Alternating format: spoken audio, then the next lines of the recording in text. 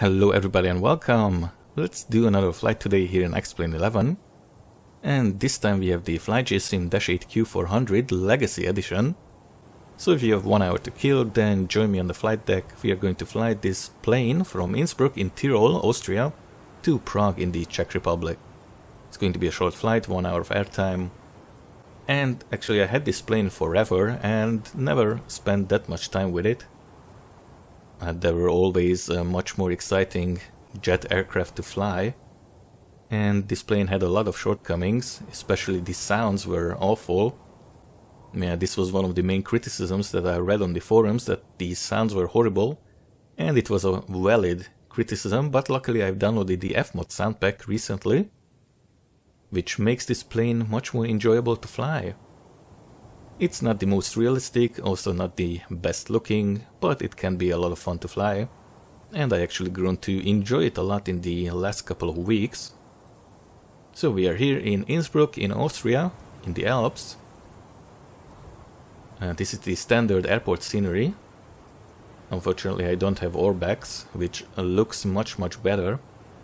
But I got the area enhanced with Ortho for XP, so from way up high it's going to look much better. And we have Austrian arrows, operated by Tyrolean. I think they were absorbed into Austrian Airlines in the mid-2000s, if I recall it correctly. And unfortunately, when I recorded this video, the voice track got screwed up. Normally I record it in 48,000 kHz.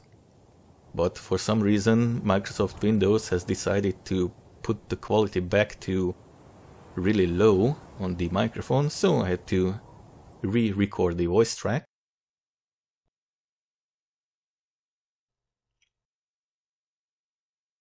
Real nice. Originally I wanted to do a 727 video, and it's also coming, but right now I wanted to get some turboprop action and hear those propellers sounding, droning in the background. And what is this fuel truck doing? Hopefully it's not going to crash into me. Alright, we can go and set this plane up for departure. There is a 50+ page manual for this plane. Covers the systems, what are not implemented, and also a whole flight revolution. Yeah, setting this plane up is actually not that difficult. Bleeds to min. And we have the standard Xplane FMC. In the meantime, put these to the fuel off position. Propellers at disking and recycle the brakes. Let's check out the pressure. There we go. And we can grab the 80s.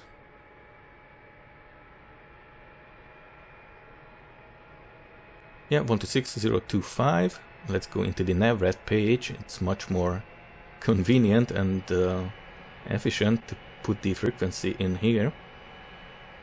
Otherwise we have to turn that knob. Innsbruck Crane-Bitten Information Hotel. 800 Zulu weather. Wind 100 at 6.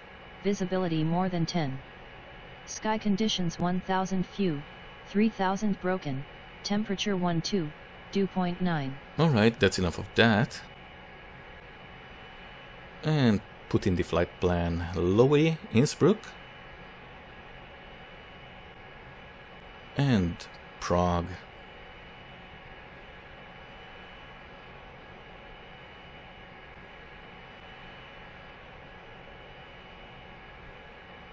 Alright, we are taking the Kogo 3J, standard instrument departure. And let's put in the whole flight plan.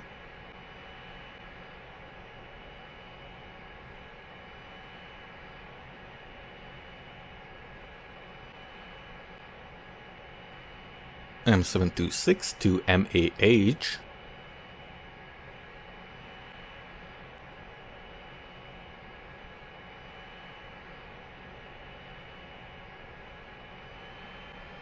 And we're going to fly over the Alps, go into German airspace. fly next to Munich and then turn in the direction of Prague and then land at runway 30 in Prague.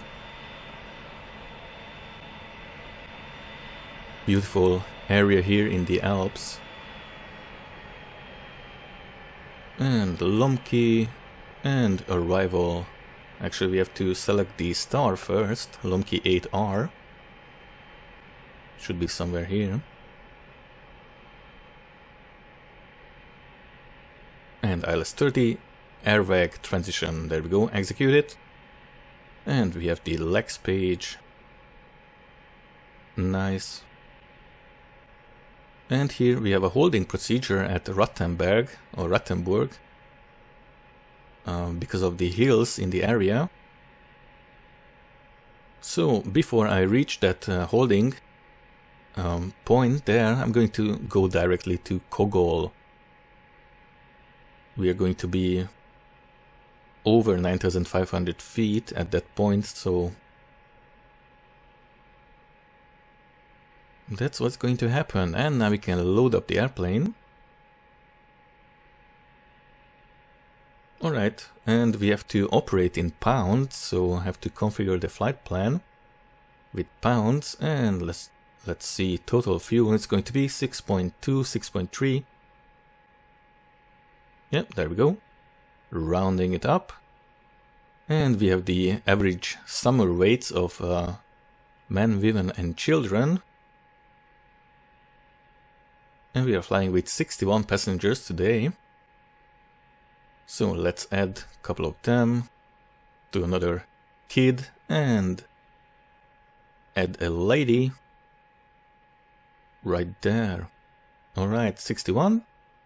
And now we have to match the zero fuel weight. Actually quite funny, we can also change to the winter weights, average weights that airlines use to calculate the loading,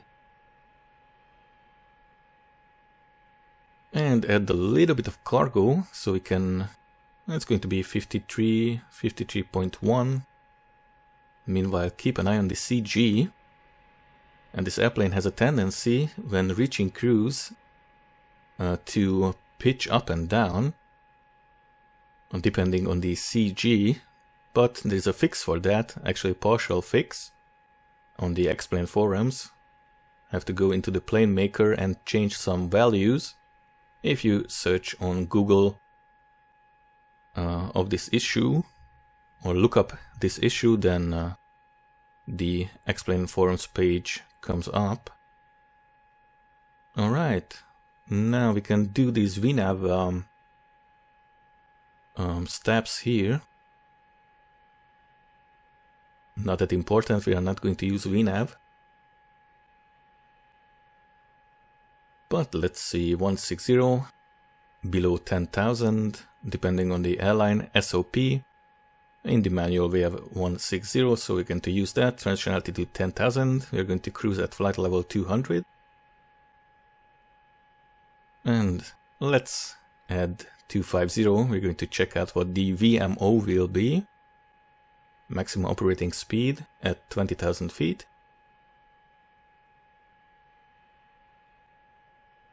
And descent VPA, angle 3 degrees, transition altitude 5,000 at Prague. And I'm just going to go with 230.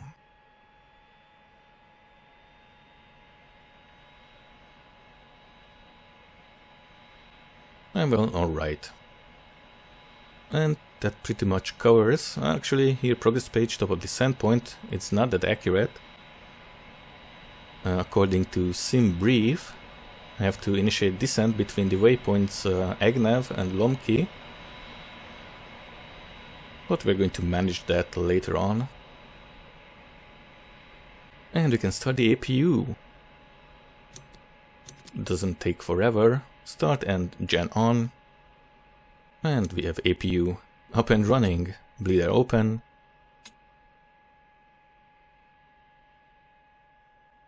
And anti-collision red on for engine start and pushback. Anti-ice. It's a beautiful summer day today. It's a little bit cloudy, so most likely no anti-ice is needed. And now we can set up here the autopilot. Altitude 20,000 feet. I have to use fine mouse movements. Now, sometimes this user interface is quite annoying and janky. Alright, we got 20,000 there. Heading 084.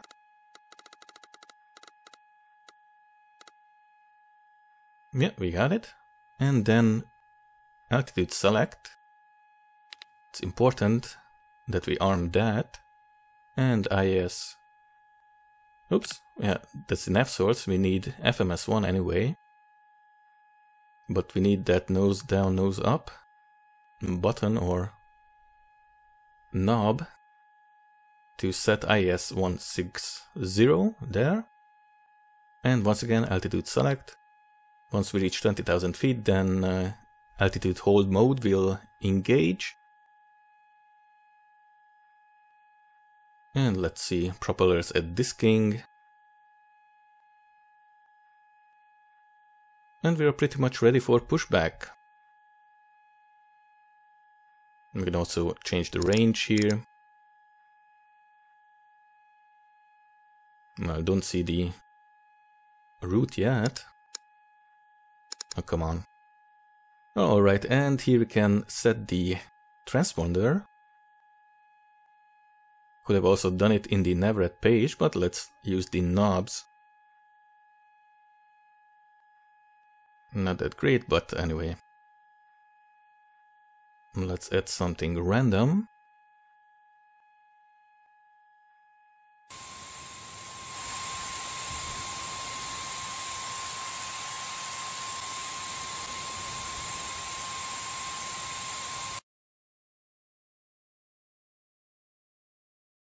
Ground to cockpit.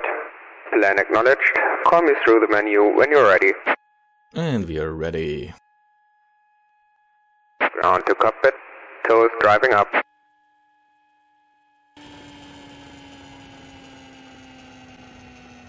And we get a nice little red tractor right here. Coming to push us back. Actually, there are a couple of different pushback equipment. There are these that lift the nose wheel up and push the airplane back.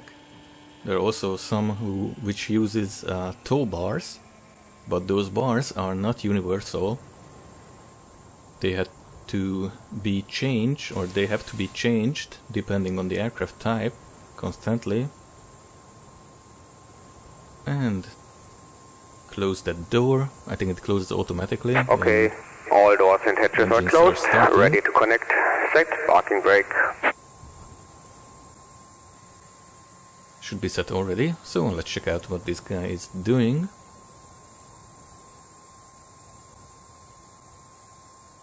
Winching strap and adapter in position. Release parking brake when you're ready to start pushback. Nice. Lynching strap adapter and parking brake off. And he's raising the nose wheel. Very nice. Starting pushback, and you may start the engines.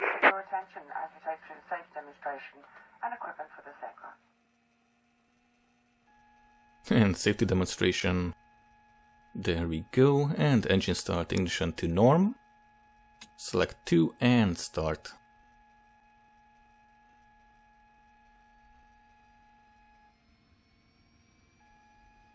And actually we have also need to put these to the start and feather position.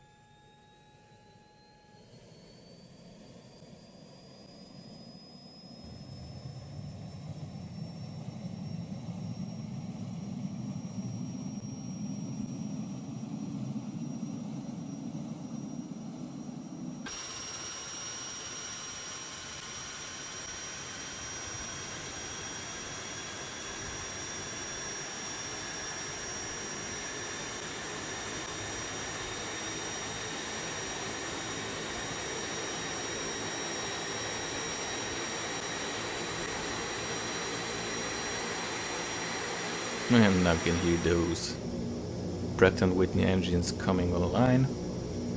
Starting number 1.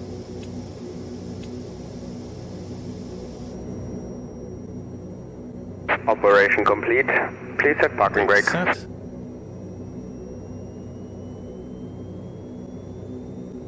Disconnecting tow. Stand by. I'm also using SkyMaxx Pro and the real weather connector. We will see how that's going to affect performance. Hopefully not too much. And disconnect.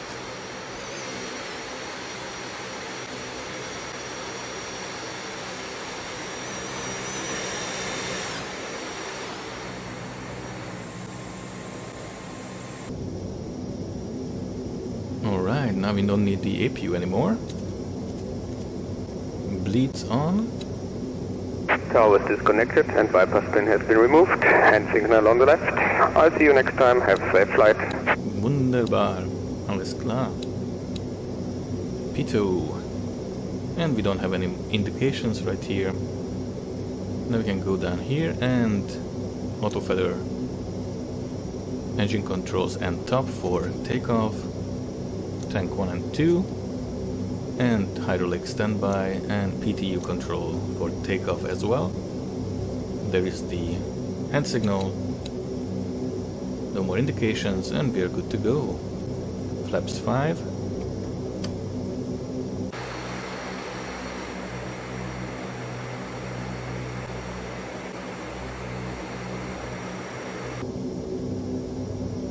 And let's switch to the taxi position.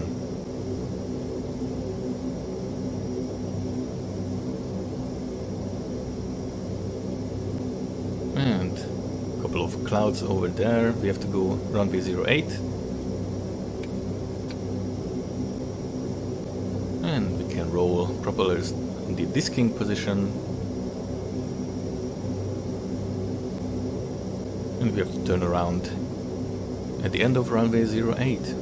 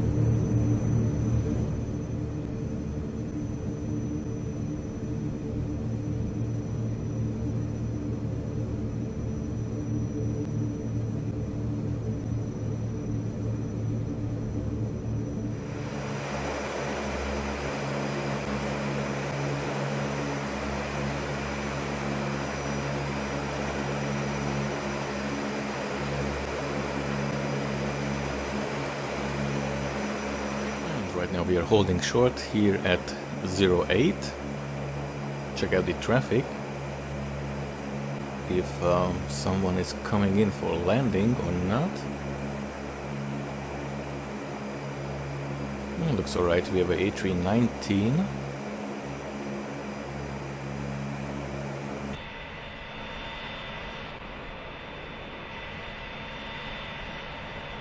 Now we can go and taxi. Lights on and anti-collision white. Also going to enable track IR. So we can look around here during takeoff.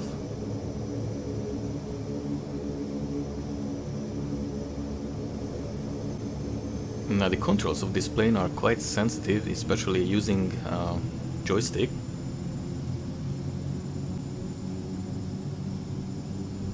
I'm using my Logitech 3D Extreme Pro, although this airplane would be much easier to handle with a yoke. Sometimes in the future I want to buy one of those honeycomb yokes, but for now we have to work with what we got, and so we are going to need a lot of input, fine input on the stick. and also trim it. Yeah, takeoff is actually quite easy. We don't necessarily need to taxi to the end of the runway. I think we could have taken off from that position as well, back there. But let's be sure. We can turn around here.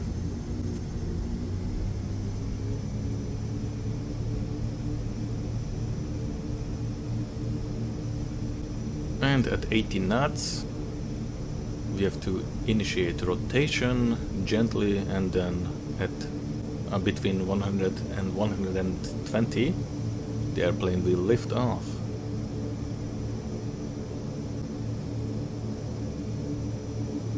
And lining up with the runway. Yeah, those SkyMaxx clouds. Not using Vulkan right now. Usually I get about 60-70 FPS in this plane, but right now it's around 40. But anyway, flight, there we go. Actually that switch goes into the flight position automatically when we increase thrust. And take off. We can go max on the throttle because we have the end top.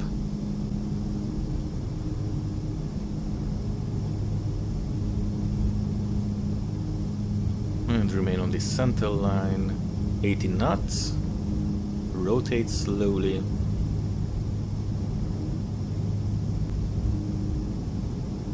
And we are flying. Oh, quite a lot of input is needed. And also trim it upwards. And then let's follow the flight director, which is going to indicate the attitude we need to maintain 160 knots for climbing. Gear up. Now we are a little bit fast.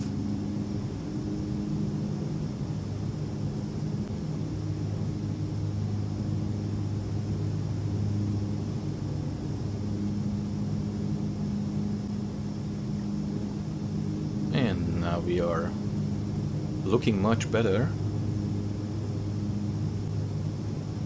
And soon I'm going to give it over to the autopilot.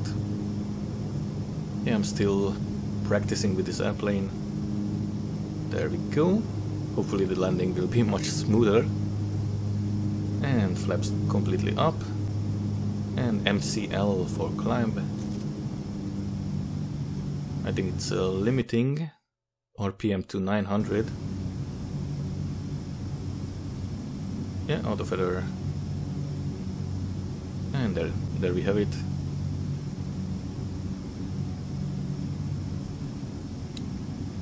And we are climbing in 160. And actually we need the nav mode. It's quite important here, especially with these big hills, so that we follow the plan, especially in IFR conditions. Don't really want to fly into one of those hills. And the airplane autopilot is banking quite aggressively. Yeah, sometimes we get a bank angle warning flying on autopilot.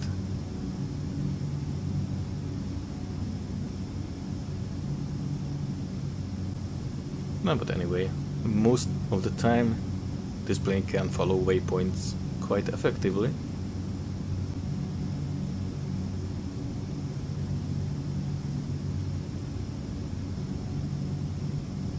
And we are climbing nice peaks of the Alps. And here we have the orthographic scenery. I think it's zoom level 18, which means it's about 30-35 gigabytes of data.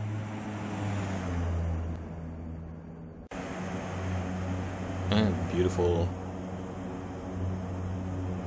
Yeah, still the new FlyJSim 2020 looks better. But these ortho sceneries are quite fantastic for this older sim. But it's not a competition. I don't think it is between Xplane and the new FlyJSim. Microsoft has a lot more resources than Laminar, and it's an older sim. And meanwhile we are going and approaching 10,000 feet, so standard.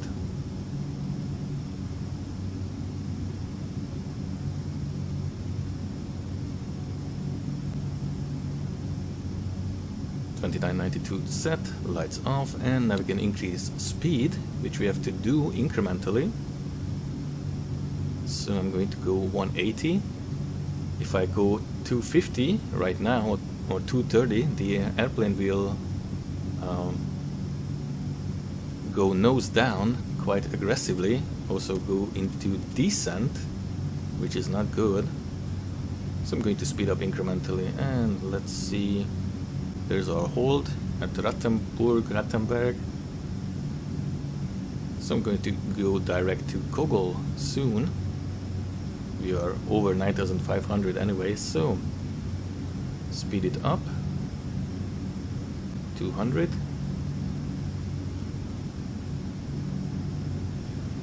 And once we reach 20,000 feet, the airplane will go into altitude hold mode instead of IAS. So we have to adjust throttle, and fantastic looking scenery right here.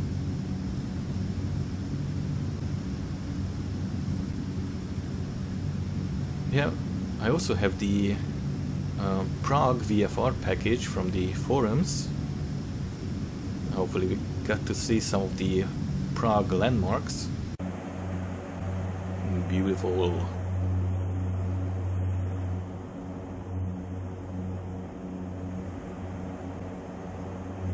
And the sounds are also lovely of these Pratt & Whitney turboprops. And speed up to 30 and see how the airplane goes nose down.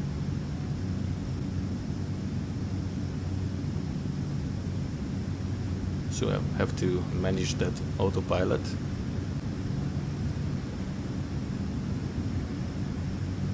And now we can go soon direct to Kogol.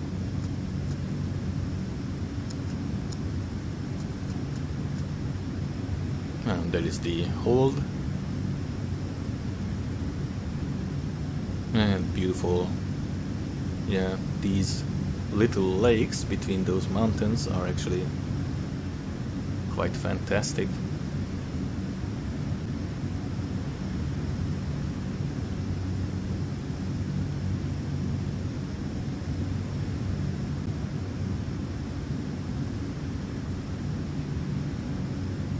And let's check out the map in the area.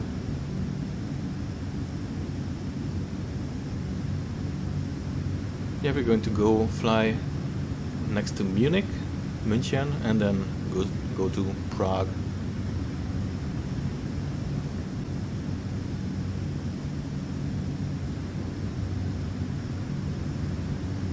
Cross over into German airspace, and right now I'm going to go direct intercept to Kogol.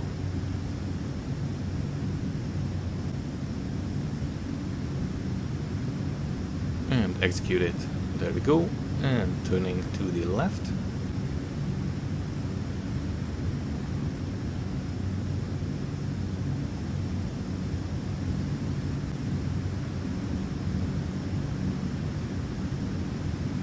And where we are at, yeah, there is Rattenberg. And Münster. Virgul Kufstein. Oh, that place has historical significance. If I recall my history correctly, there was a castle there where political prisoners were held in the 18th, 19th century. And now we are turning towards Kogol. Here the beautiful snow-capped peaks of the Alps, and increase it to 250 knots, and soon we can push that MCR button for cruise, reaching 20,000 soon.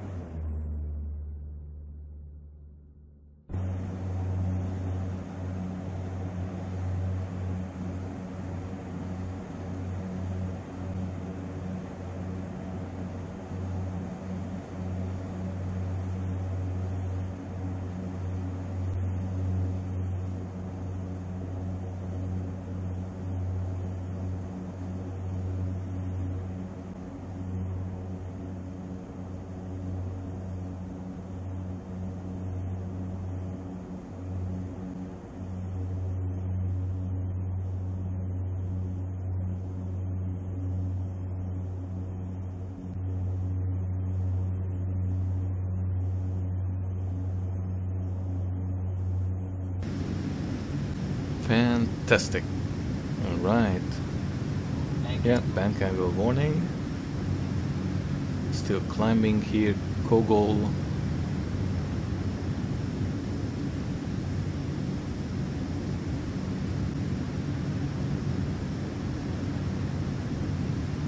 And now we get a little bit of turbulence. Here the airplane is being thrown around quite aggressively. That little bit of shake going on. And now we are crossing over into Germany. 20,000. And we are at 250. Going to push MCR. And soon we need to adjust the throttles a little bit. And heavy tab. Yeah, beautiful lakes right here. Weichensee. Starnberger See. Nice. Okay, there is Munich.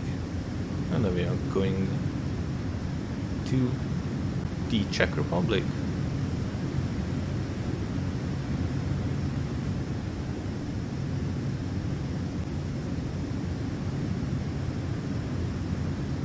And there is 20,000 feet. And we can also check out our arrival. Well, in the meantime, keep an eye on the speed.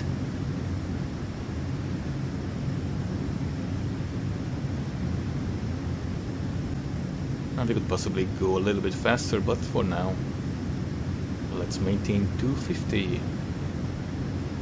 Yeah, I'm still reading up on this plane. And Lomki 8R, RNAV. Yeah, we're going to fly there over the airport, turn around, go to Irvag, and then 5,000 feet, intercept class of localizer and land at 30.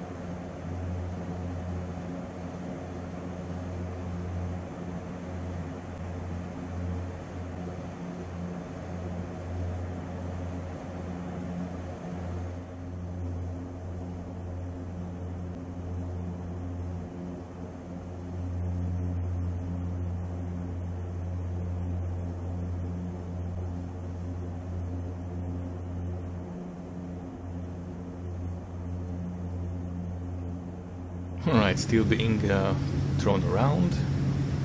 And I don't like these clouds. Looks like something bad is happening in them.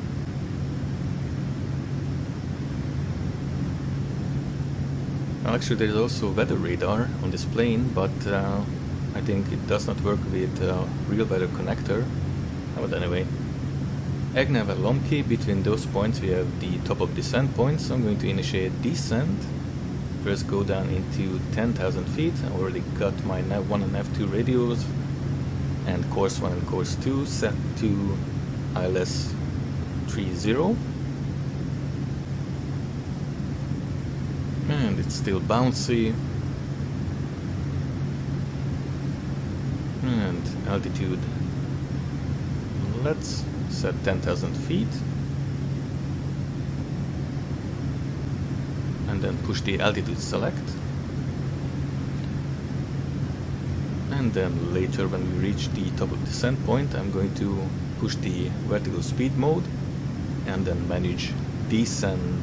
It's going to initially do about 1,500 feet per minute. You have to go down to 10,000 first, and then after that 5,000, and that's the local transition altitude and also where we are going to intercept the glide slope.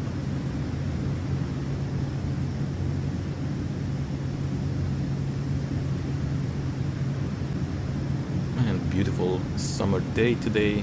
Most likely no anti-ice will be needed. Well, we'll see. And the landing weights. In the manual of the plane, there are tables where we can check out our VREF speed for landing.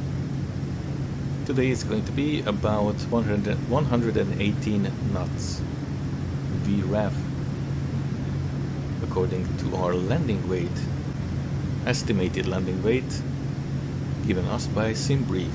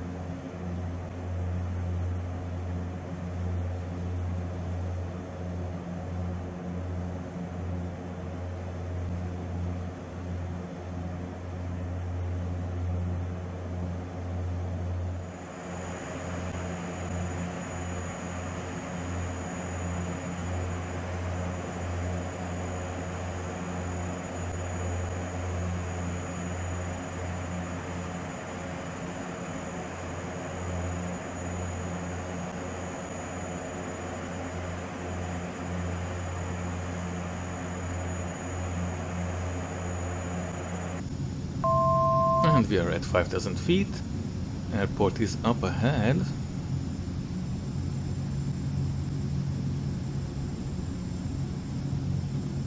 And we are flying over it right there. Yep, there it is. Good old flickering textures. And this is our runway today, 30. I'm going to land there. And we got traffic in sight. Looks like a 767, wide body.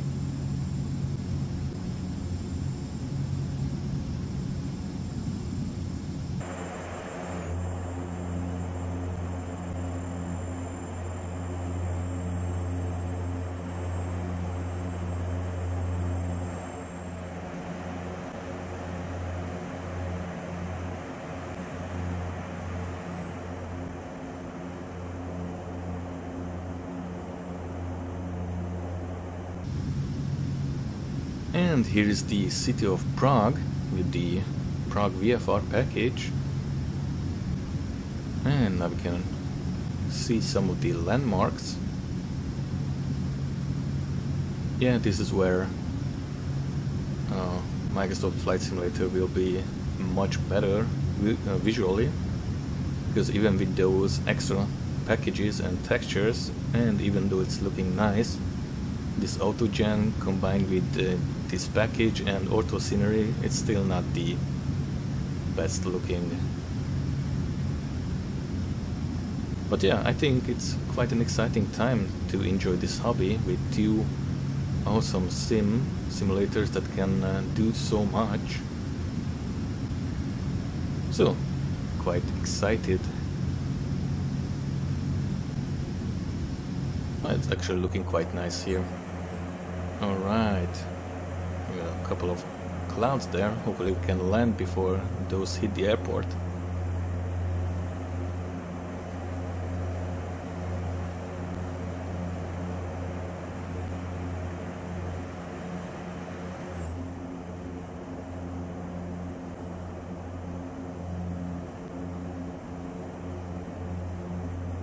And soon we will be turning around for runway 30.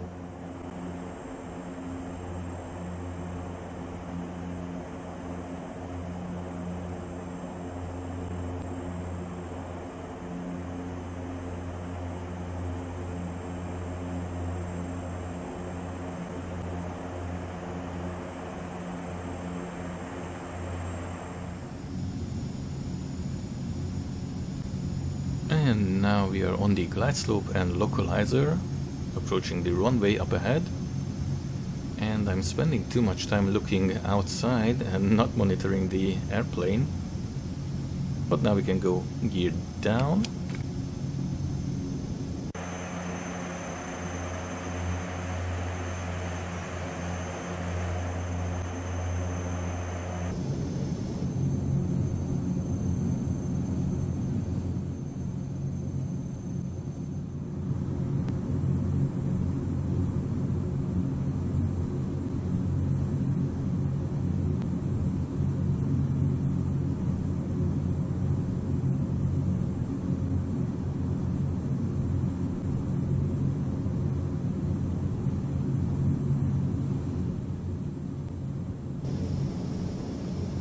Okay, let's concentrate on bringing this plane in for landing. We have full flaps and gear is down. VREF is 117, 118.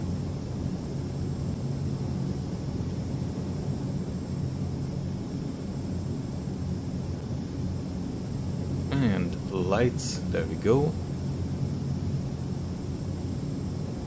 And tank 1 and 2 for landing, switched on.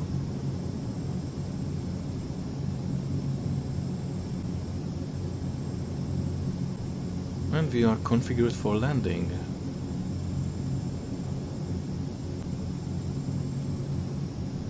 Wind is light and variable. And 1000.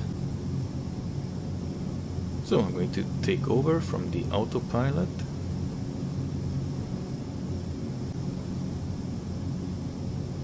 Let's look at the scenery. Alright.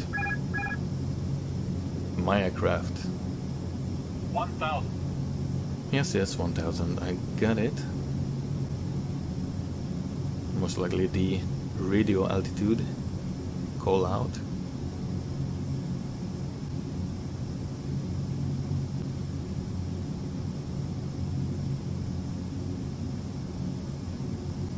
And let's bring it in, beautiful visibility here.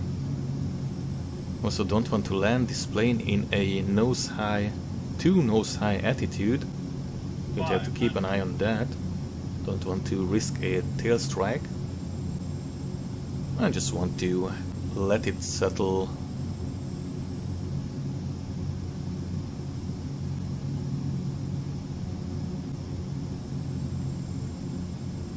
Also trim it a little bit. But like I said, with a yoke it would be much different experience. And check landing. Don't need that much runway length to slow down. And here we go, a little bit slow, but let it settle there. And acceptable. Missed the center line a little bit. No, but anyway, we have arrived and landed safely.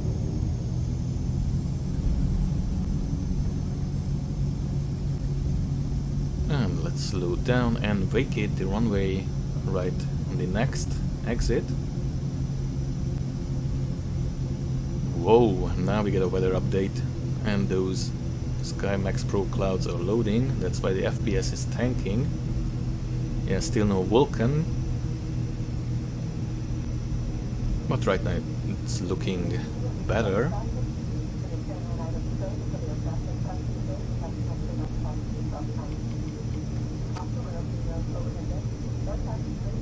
And flaps up.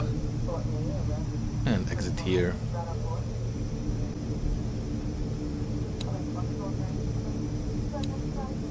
And clear the airplane up. Say hello to the fire department. And looks like not much is happening here at Prague. Well, there are no taxiway routes or ground routes for air traffic right now.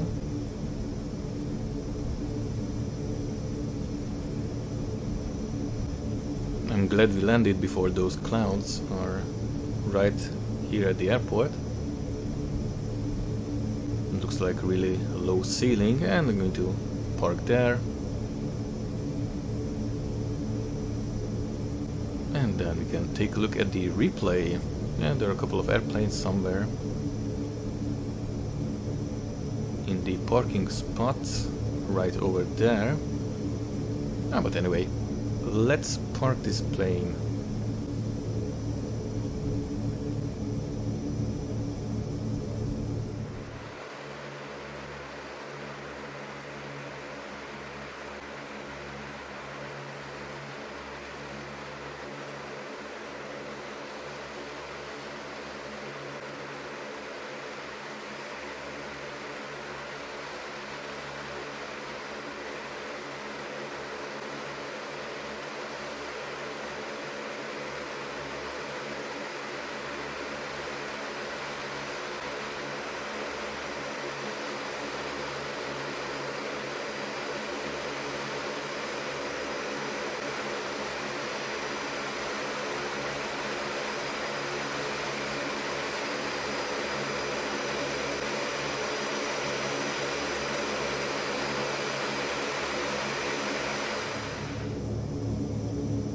Alright, a little bit off, but we can now switch off the engines.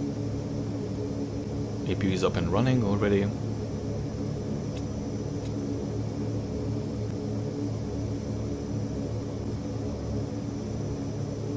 And here we go. Fuel off.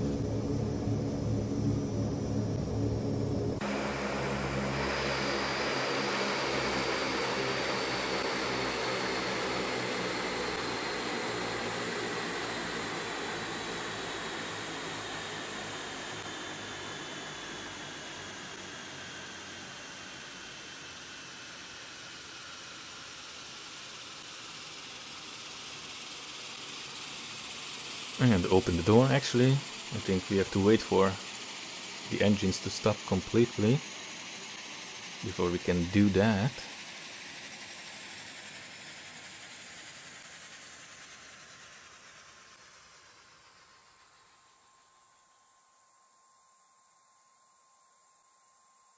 And here we go. Welcome to Prague, and now we can take a look at the replays.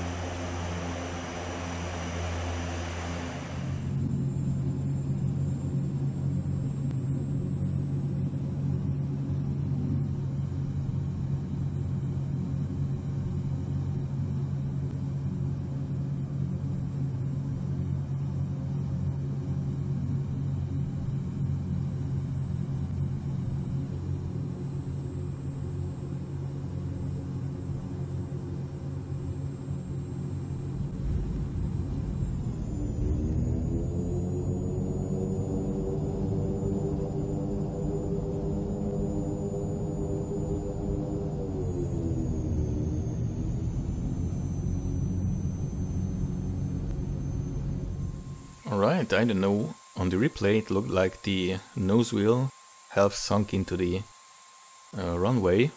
Could be because of the runway or airport scenery.